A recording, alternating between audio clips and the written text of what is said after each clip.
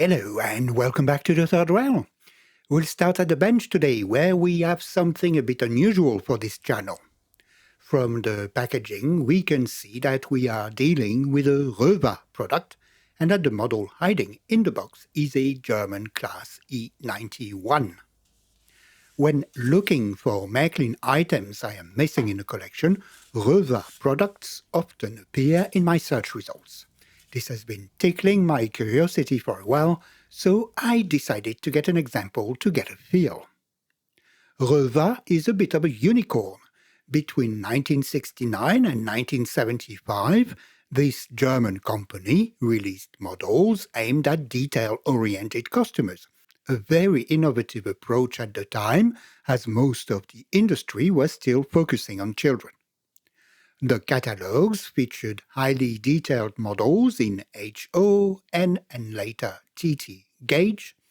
In HO, the locomotives were built to scale and geared to achieve prototypical speeds with the transformers of the time. Modern coaches were long, not exactly 1:87 yet, but with better proportions, and fitted with Röwa-designed closed couplers. This was complemented by a large choice of wagons, containers and a crane to go with them. The cherry on the sundae was a pretty realistic track system based on the latest Deutsche Bundesbahn norms with softer, more prototypical curves. The company was sadly declared bankrupt in 1975. The inventory and molds were put up for sale. A young upstart called Rówa ended up buying the majority, which it used to bulk up its offering in HO and N gauge as soon as 1976. These models were manufactured for about a decade, and tooling variations for probably even longer. So if you own a Rówa product of the period, there is a good chance it started life as a Röwa model. So in this video, we'll start with a bit of trivia. We'll then have a close look at the model, have a peek inside to see how it is put together, then put it on the track and finish the video with a bit of freight traffic. Before we set off, if you end up liking this video and you want to support the channel, please be sure to hit the like, subscribe and alert button before leaving today. Super thanks are also available if you feel the content deserves it. Whatever the option you choose will be much appreciated. Many thanks. Now, on to our topic.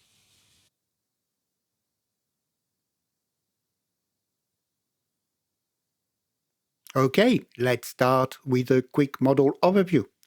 What we have here is model number 1406, a class E91 of the Deutsche Reichsbahn, a heavy freight locomotive designed for use on mountain lines in Bavaria in the early 1920s. The model first appeared in the 1972 Röwa catalogue. 3 versions of the model were offered simultaneously, representing the prototype at various stages of its service life. An EG5 in the brown livery used by the Bavarian Group Administration of the Deutsche Reichsbahn when the locomotive entered service in 1925. An E91, our model, in green Deutsche Reichsbahn livery as it would have looked in the early 1930s. And the BR191 of the Deutsche Bundesbahn, which was still in service at the time of release, in the same color but without the sun visors, doors, handlebars and footplates on the cabs.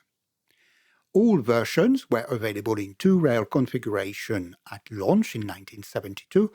3-rail configurations followed in 1973.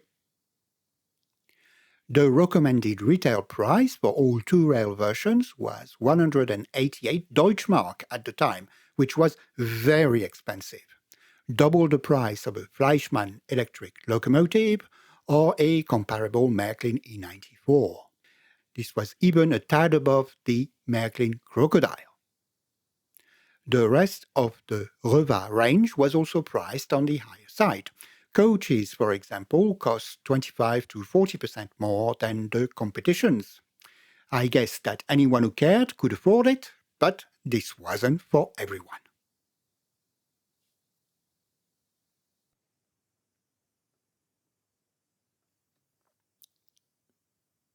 Right, let's have a look around.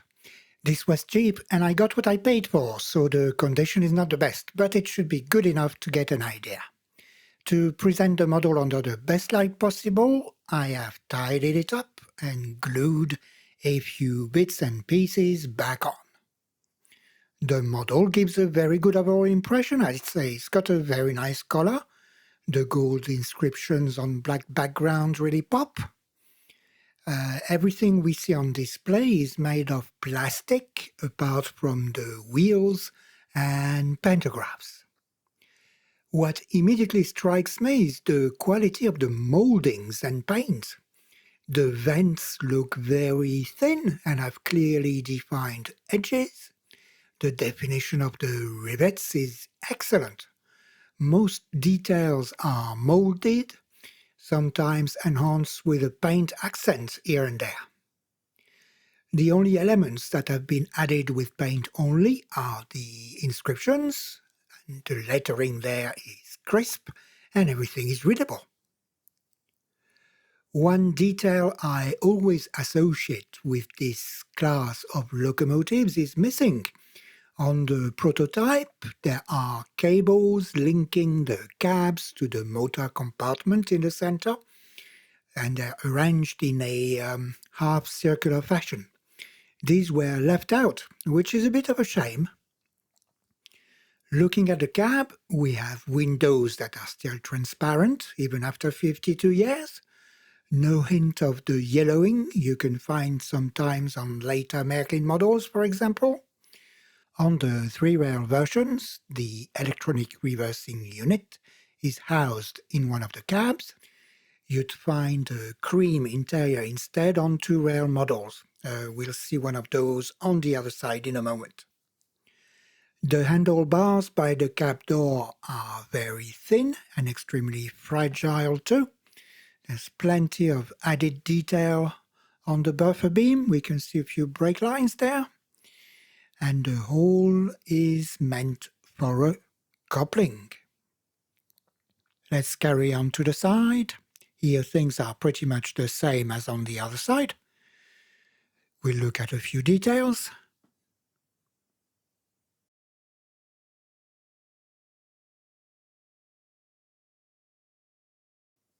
And now the other cab. We can see the interior. Someone has added a driver inside. This side has suffered a bit. I had to glue the handrails back together. And we have a few pipes missing here. Okay, now let's have a look at the roof. We have the early Reichsbahn pantographs. They're made of metal and they're functional. Everything else is made of plastic, even the whistles. You couldn't tell. This really looks good.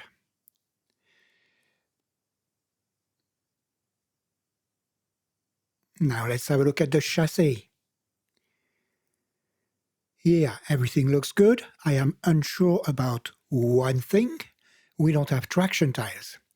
There is a mention in the instructions, but they apply to several models, so it could be that on this one there weren't any. But I have checked other models online, and some indeed have a pair of traction tires on each side, whilst others don't. So it's a bit of a mystery. So, I don't belong to the prototypical or nothing brigade, but the model looks surprisingly good. We have to remember that it was released in 1972.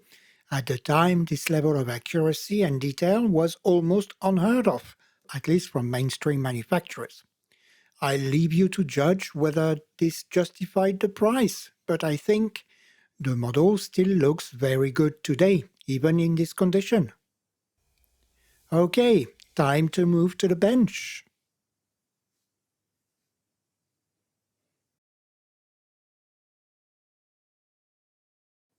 There we are. Let's see how this thing is put together. Looking at the chassis, we have a long pickup shoe. I would guess this was probably made this way to reduce noise. Getting into this model was a bit of a puzzle, as there are no screws inside. But it is unexpectedly easy, as the model is simply clipped together. The cab roofs need to come up first. It is just a matter of pulling them up, gently of course, and with them out of the way. The middle section can be loosened by applying a bit of outward pressure on each side, and it will then come off. How simple is that? We can already see the motor. It's quite a chunky piece of kit. I think it is a 5-pole motor. And we can see the electronic reversing unit in the cab on one side, and on the other, the driver compartment. All axles are driven using a pair of cardan shafts. I'm only going to show you one side. It is the same on the other side, less the reversing unit. The cab needs to be loosened. That's the same as the middle section with a bit of outward pressure on both sides, and it will then simply lift off. This will reveal a weight which doubles as a light fitting. It is loose and can also be lifted out of the way. And we can now see the cardan shaft for the 4 axles on this side. It is connected to a gearbox, which in turn drives a series of gears in the chassis. The axles have brass gears and are connected to each other with plastic gears. I think in normal operations, the only lubrication needed is on the end of the motor shafts and on the axle bearings. I had to go a bit deeper to remove dried lubricants during my service. You can unclip the cover under the chassis to access the gears and axles, and I haven't gone any further. I'd say this is pretty well engineered, don't you think? There is an article about the founder of Röwa, a gentleman called Willy Ade, titled Mr. Clips. Now I understand why. Ade's story is quite eventful, by the way. He wasn't the most successful from a business perspective, but historically he is probably one of the most influential players in the German model railway industry.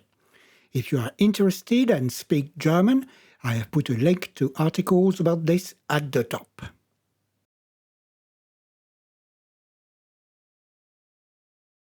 So, we are on the track now. Everything is clipped back together. I have assembled a little Reichsbahn freight train to go with the locomotive.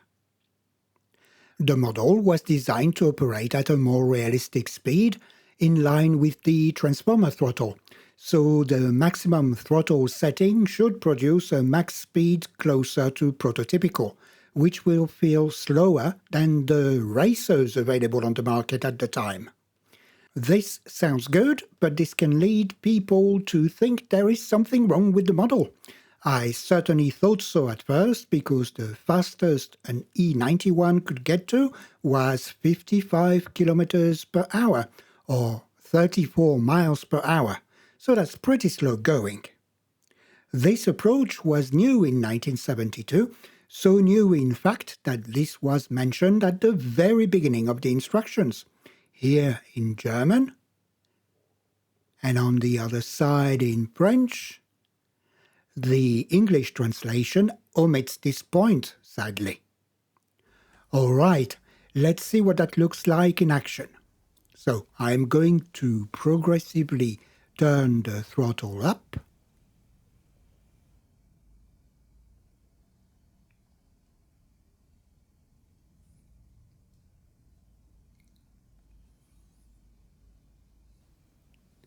Okay, we have a bit of groaning now. We are at throttle setting 30, which is not bad. The motor is very quiet.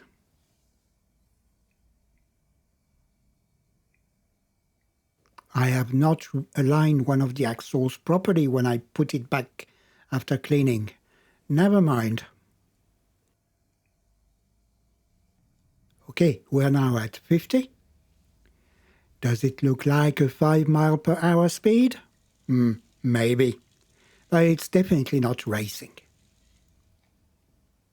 And we have the same sort of behavior backwards.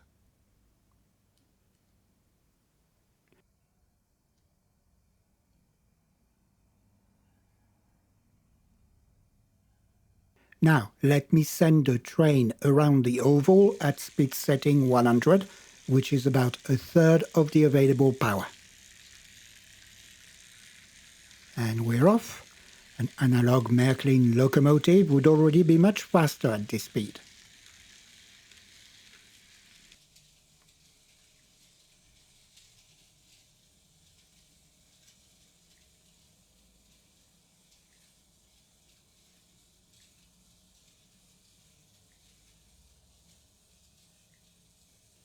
The ramp is not a problem despite the lack of traction tires.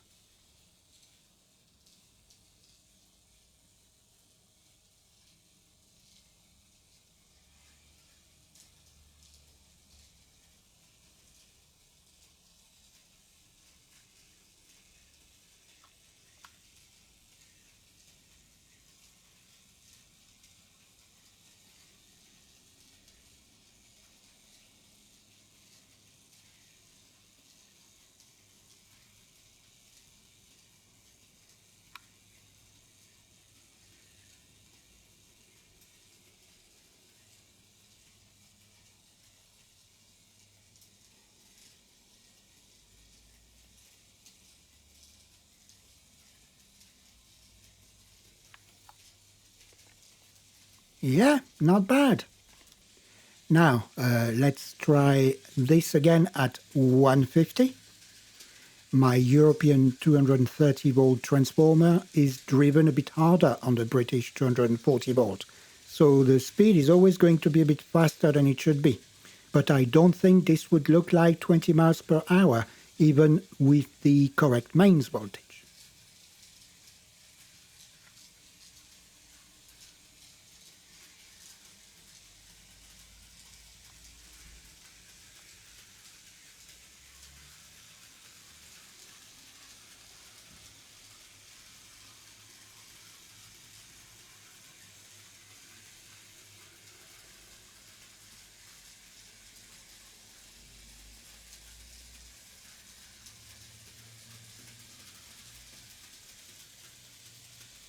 All right. Overall, the combination of motor and transmission definitely gives a more realistic feel to the operation. Is it exactly prototypical? Not really, in my opinion. But that doesn't matter. It's already much better than you would have had on many models. What is also very good is the noise level. The motor noise is barely noticeable until about 50% throttle. The evenness of the speed is also very good, even on the ramp sections going up or down. For the time, such performance was excellent, and I am sure that a digital conversion would have this model perform to 21st century expectations with very little effort. Okay, we're nearly at the end of the video now. We'll finish on a few traffic scenes with Märklin equivalents that were released about 15 years later. I have kept the speeds low for the Märklin units because they were only used for shunting duties at the end of their career. There we are. I have now satisfied my curiosity about Röwa. In the articles I mentioned earlier, Röwa's founder, VDAD, is credited with a lot of innovations, which I think is debatable for some. The articles are written as an homage and from a German perspective. As such, they ignore that one or the other thing were already common practice elsewhere. But the impact of AD and Röwa are undeniable. In my view, the real innovation lies in AD's vision and the way he combined his excellent engineering and design skills with the technologies available at the time to deliver it. Seen in context, it would be difficult not to admire or at least respect the quality of the resulting products, especially in terms of detail and fidelity to the prototype. This was a modern approach, not dissimilar to the one adopted by the industry today. Sadly for AD, the world wasn't quite ready yet for this in the early 1970s. That was it for today. If you have made it that far, thank you very much for spending so much of your valuable time with me today. I hope you enjoyed the video, and if you did, please let others know with a little thumbs up, a comment, or even a subscription. Thanks so much for all your support. Until next time, bye for now.